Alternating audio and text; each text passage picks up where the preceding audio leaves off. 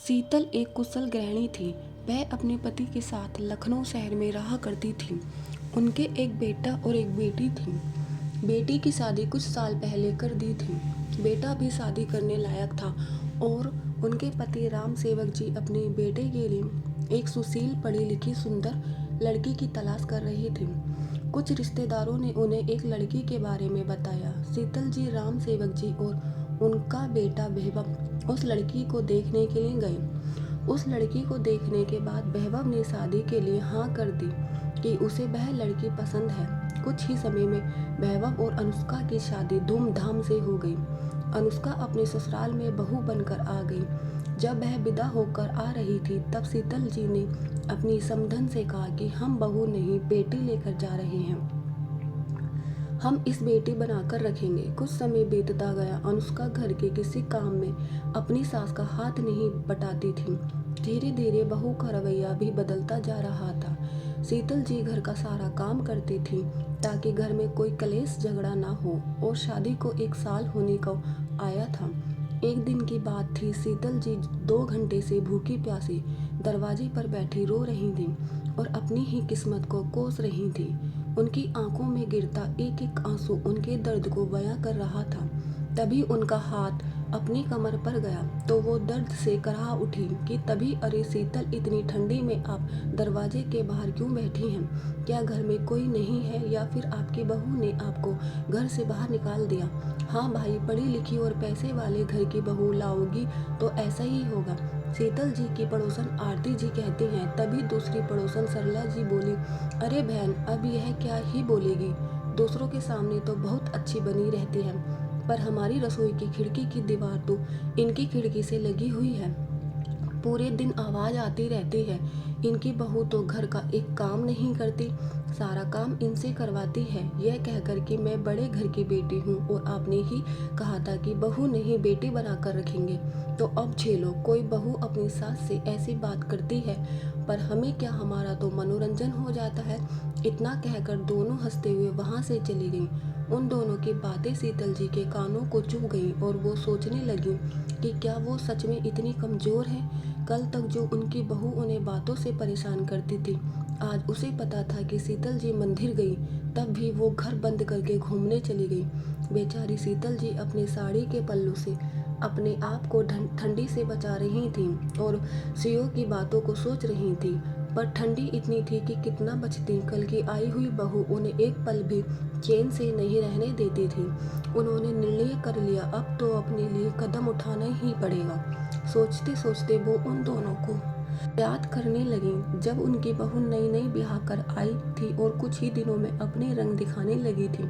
एक रोज घर में जब कोई नहीं था और शीतल जी आराम कर रही थी, तभी उनकी बहू अनुष्का एक गिलास पानी उनके चेहरे पर फेंकते हुए बोलती, मम्मी जी, ओ मम्मी जी, उठो, कितना सोती हैं? मुझे बहुत जोरों की भूख लगी है और आप हैं कि घोड़े बेचकर सो रही हैं। ये नहीं कि शाम हो गई है तो चाय के साथ कुछ बनकर ही खाने को दे दूं। पता नहीं मेरे माँ बाप ने क्या सोचकर मेरी शादी आपके घर में कर दी। अब मेरा मुंह क्या देख रही हो? जल्दी से कुछ बनाकर मुझे खाने को दीजिए, उसके बाद काफ़ी बना दीजिएगा। शीतल जी हक्की बक्की अनुष्का को देखते रह गईं, क्योंकि वो इतनी चालाक थी। जब भी शीतल जी अपने पति या बेटे को उसके बारे में कुछ बताती, वो अपने आप को ऐसा सीधी सादी सती सावित्री दिखाती कि कोई उन पर विश्वास नहीं कर पाता। शीतल जी बोली, बहू, कुछ तो मेरी उम्र का लिहाज करो। मैं तुम्हारी माँ की उम्र की हूँ।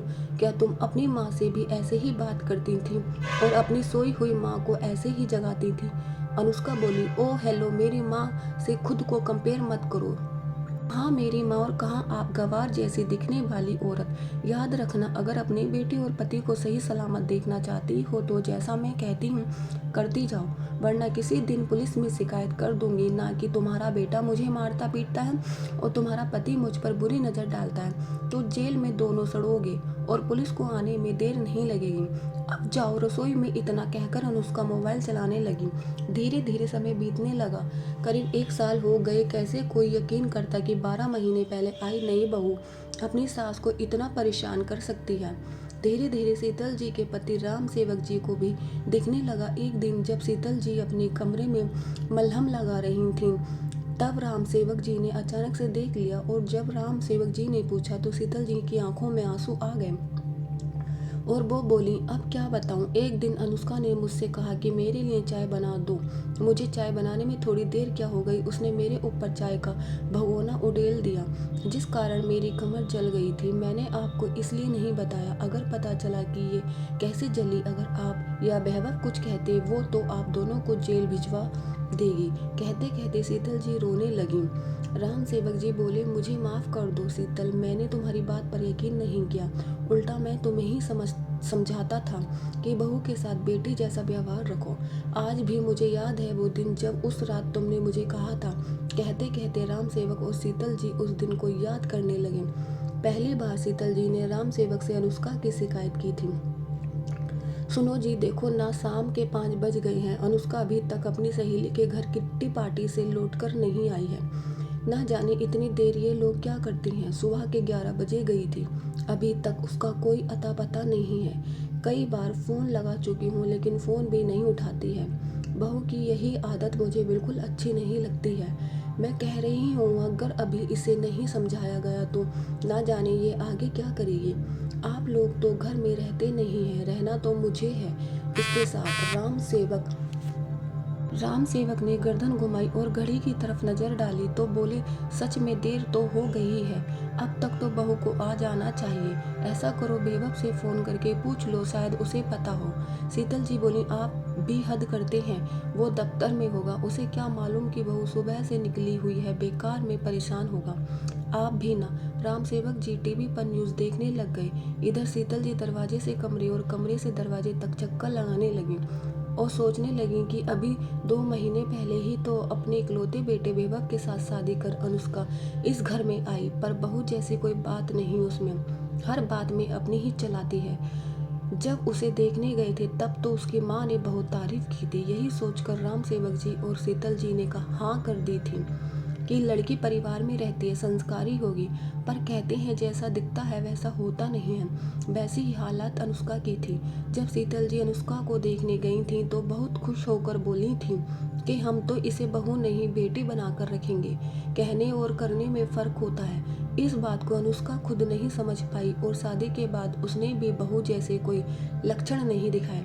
घर में लोअर टी शर्ट पहनना, जब चाहे पार्टी करना, किसी भी समय बाहर से खाना ऑर्डर कर लेना, घर के काम ना करना और सबसे बड़ी बात शीतल जी से छोटी छोटी बातों पर बहस कर लेना, ये तो उसके लिए आम बात हो गई थी कि पति और ससुर के सामने बस वो बहस करती, पर सास पर अत्याचार तो उनके पीछे करती थी, जो आज तक किसी को पता भी नहीं चल पाया था।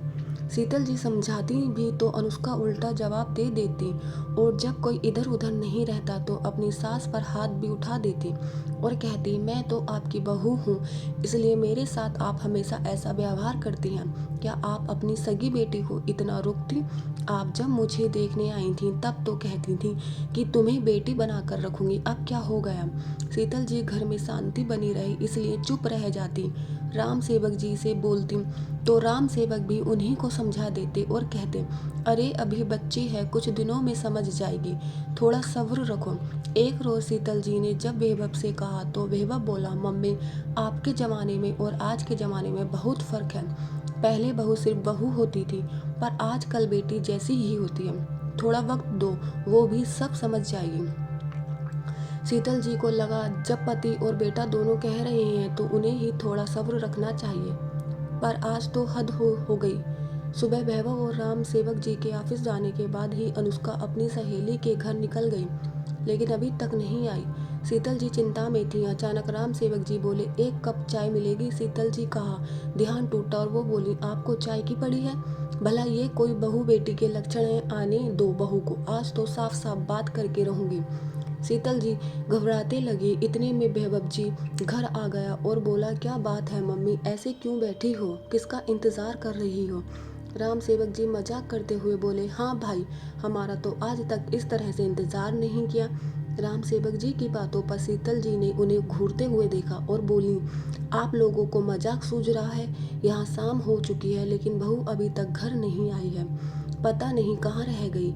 कह कर तो गई थी थोड़ी देर में आती हूँ। वैभव बीच में बोला, अरे मम्मी, इसमें नाराज होने की क्या बात है, कोई काम आ गया होगा, वो कोई छोटी बच्ची नहीं है, आज जाएगी। शीतल जी गुस्से में बोली, आज जाएगी से क्या मतलब है, आज कल जमाना कितना खराब है, पता है क्या, कब से फ़ोन लगा रही हूँ, कम से कम फ़ोन उठा कर जवाब तो दे सकती थी, भला ये कोई बहू बेटी के लक्षण होते हैं। राम सेवक जी ने बात को संभाला और बोले, ठीक है, तुम दोनों माँ बेटे बैठ कर बात करो, मैं चाय बनाता हूँ, फिर सब मिलकर चाय पियेंगे। खाना तो बनाओगी ना श्रीमती जी, वो तो मुझसे नहीं हो पाएगा। राम सेवक जी की बात सुनकर शीतल जी बोली, हाँ, वो तो मुझे ही बनाना ही है, और कौन बनाएगा।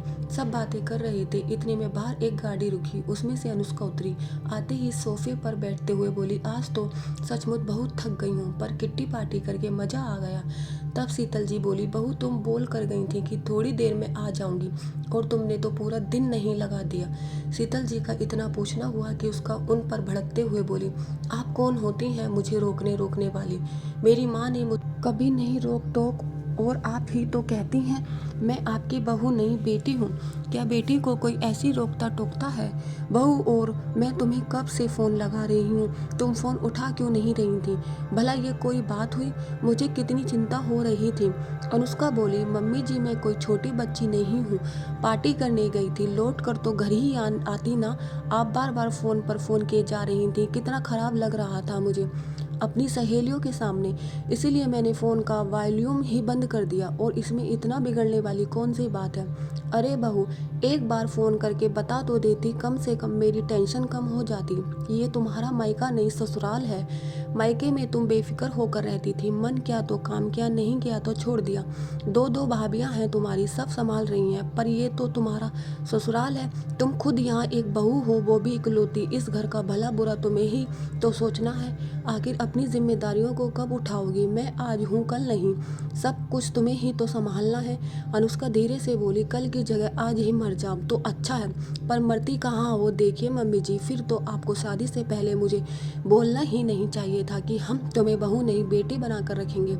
इतनी रोक टोक तो कभी मुझ पर मेरी मम्मी ने भी नहीं की जितना आप टोकती रहती हैं, मुझे नहीं बैठना आप लोगों के साथ। इतना कहकर अनुष्का पैर फटकते हुए अपने कमरे में चली गई, और शीतल जी दास होकर बेटे की तरफ देखी तो बेटा उल्टा माँ को ही समझाने लगा, क्या मम्मी जी आप भी हर समय उसके पीछे ही पड़ी रहती हैं, अरे इतना परेशान करोगी तो एक दिन वह आपके पीछे पड़ जाएगी, फिर मुझसे शिकायत मत करना कि बेटा देखो बहू मुझे मारती पीटती है। अरे शांत रहो, क्यों सास बन रही हो, और 8 ही तो बजे हैं, आ तो गई ना टाइम से।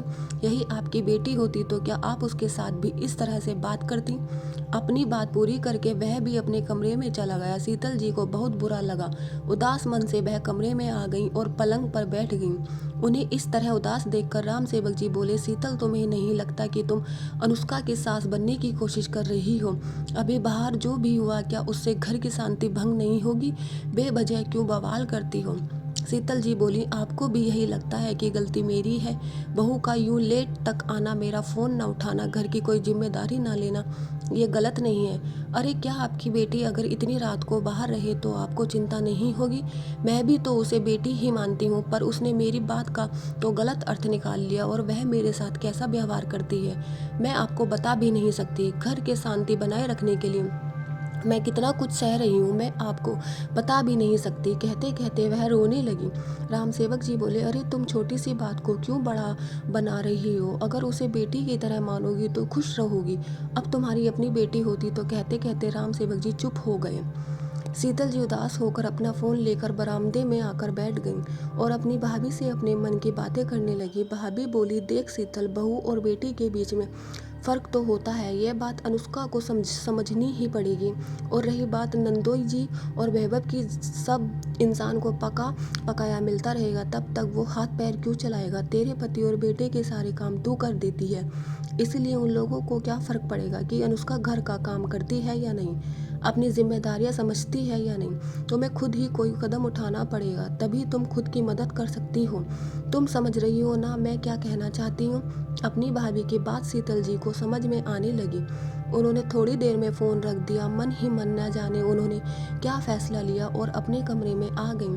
अपने कमरे में आकर एक बैग में अपना सारा सामान रखा, दवाई रखने लगी। शीतल जी को सामान पैक करते देख राम सेवक जी बोले, तुम सामान क्यों पैक कर रही हो, कहीं जा रही हो क्या? शीतल जी बोली, हाँ मैं अपने मायके जा रही हूँ। भाई बहुत दिनों से बुला रहा था, सोची कुछ दिन वहीं रह आती हूँ। वैसे भी यहाँ मेरी किसी को ज़रूरत नहीं है। उनकी बात सुनकर राम सेवक जी हैरान होते हुए बोले, ओ अरे अचानक मायके जाने की क्या पड़ी है? और अभी तक तो हमने खाना भी नहीं खाया, रोटियां कौन सेकेगा? शीतल जी एक पल को भाभी को याद करने लगी, फिर बोली, अरे आपकी लाडली बहू है ना, उससे बोलो। अब क्या हमेशा जिम्मेदारी मैं ही निभाती रहूंगी? राम सेवक जी बोले, अच्छा तो तुम्हें मेरी वो बात बुरी लग गई, इसलिए तुम ये नाटक कर रही हो? शीतल जी बोली, इसमें नाटक की क्या बात है? अगर मैं अपने मायके जाती तो क्या मेरी बेटी मुझे रोकती? मेरे पीछे से तो वही पूरा घर संभालती, यही तो कुछ देर पहले आप मुझे समझा रहे थे ना। राम सेवक जी बोलो, अब तुम बेवजह की बातें कर रही हो। शीतल जी ने राम सेवक जी की बात को पूरा होने नहीं दिया और चुपचाप अपना बैग लेकर बाहर आ गई। इतने में बेबब और अनुष्का भी बाहर आ गए। अनुष्का ने आते ही कहा, मम्मी खाना बन गया। माँ के हाथ में बैग देखकर पूछा, आप कहीं जा रही हैं क्या? शीतल जी मुस्कुराते हुए बोली, हाँ बेटा, मैं कुछ दिन के लिए तुम्हारे मामा जी के घर जा रही हूँ।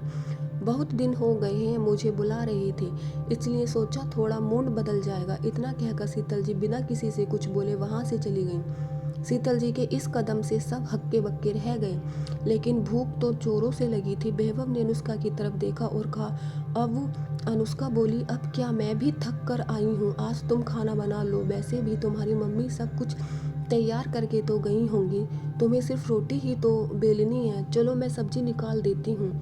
इतना कहकर वो रसोई में आई। फिर बेहबब रोटी बेलता गया और अनुष्का अपना खाना खाकर चुपचाप रसोई से निकल गई और कमरे में जाकर सो गई। यहाँ तक कि ना रसोई साफ की और ना ही बर्तन धोए। दूसरे दिन सुबह के 9 बज गए, लेकिन किसी की नींद नहीं खुली। अचानक बेहबब हड़बड़ाकर उठा और अनुष्का को जगाते हुए बोला, अनुष्का जल्दी उठो, सुबह के 9 बज चुके हैं। आज तो बहुत देर हो गई, अब तो ऑफिस के लिए पक्का लेट हो जाऊंगा। पता नहीं पापा भी उठे हैं कि नहीं, तुम फटाफट चाय नाश्ता बनाओ। बेहवा भागता हुआ पिता के कमरे की तरफ गया। इधर अनुष्का चिल्लाने लगी, क्या तमाशा है, मम्मी जी को भी मायके जाना जरूरी था क्या? बुढ़ापे में भी मायके का शौक खत्म नहीं हुआ है। नींद खराब कर दी मेरी, सुबह सुबह उठकर रसोई में जाकर नाश्ता बनाऊं, यही बच गया था। बेहबब जब राम सेवक के कमरे में गया तो वो भी अभी तक सो रहे थे। उसने उन्हें भी उठाया और फटाफट तैयार होने को कहा। इधर अनुष्का रसोई में गई तो रसोई रात की ही बिखरी पड़ी थी, बर्तन झूठे थे, उसे कुछ समझ नहीं आया कि क्या बनाऊं। इतने में बेहबब रसोई में आया और उसने बोला, अनुष्का काम वाली का फ़ोन आया था, वो आज नहीं आएगी, इसलिए घर की साफ सफाई भी तुम्हें ही करनी होगी। अनुष्का चिल्लाते हुए बोली, बेहबब मैं ये सब कैसे करूँगी?